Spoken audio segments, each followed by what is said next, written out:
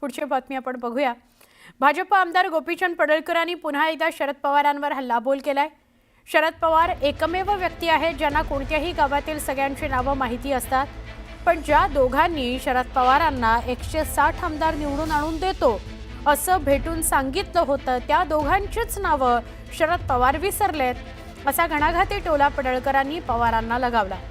मात्र बाकी सगळ्यांची नावं बरोबर शरद पवारांना आठवतात। दरम्यान काही दिवसांपूर्वी शरद पवारांनी विधानसभा निवडणुकीच्या मुद्द्यावरून गप्पस्फोट केला होता। त्याच मुद्द्यावरून आता पडळकरांनी पवारांवर निशाणा साधला।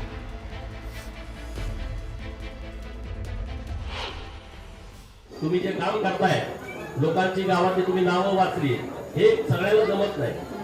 मला वाटतं शरद पवारांना तर तुम्ही दिसताय, गावाची सगळी नावं माहीत असतात। शरद पवारांना सगळी नावं माहीत आहेत, पण ते दोघं जर 160 आमदार करतो म्हणजे तेवढी दोघं नाव विसरले, बाकी सगळी त्यांना माहीत आहे। तुम्ही गावातल्या 50-50 लोकांची भावनी मला सांगितलं की सागरला एका गावाचे 50-50 लोकांची नावं माहिती आहेत। भाजप आमदार गोपीचंद पडळकरांनी जयंत पाटलांना निवडणुकीबाबत खुलं आव्हान दिलं। जयंत पाटलांनी आपल्या आमदारकीचा राजीनामा देऊन पुन्हा निवडणूक लढवावी। त्यांच्या विरोधात त्यांच्याच मतदारसंघात आपण निवडणूक लढवायला तयार आहोत, असं खुलं आव्हान पडळकरांनी जयंत पाटलांना दिलं। तसंच जयंत पाटील हिंदू विरोधी आहेत असा आरोपही पडळकरांनी केला।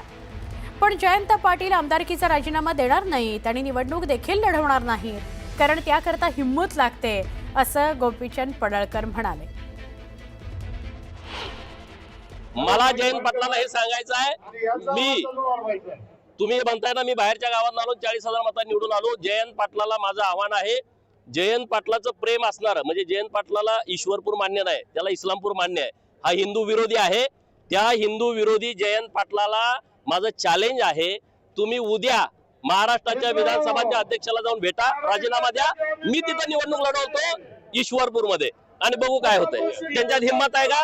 त्यांनी तिथं राजीनामा द्यावा, हिंमत असेल तर। तुमचाच मतदारसंघ आहे ना, मी म्हणतोय, आणि भारतीय जनता पार्टीने मला तिथं लढण्याची परवानगी द्यावी, तिकीट द्यावं, मी जयंत पाटलाच्या विरोधात तिथं जाऊन लढतो, त्याला हिंमत लागते। एक छोटासा ब्रेक। तुम्ही बघताय मुलुख महाराष्ट्र न्यूज 18 लोकमतवर।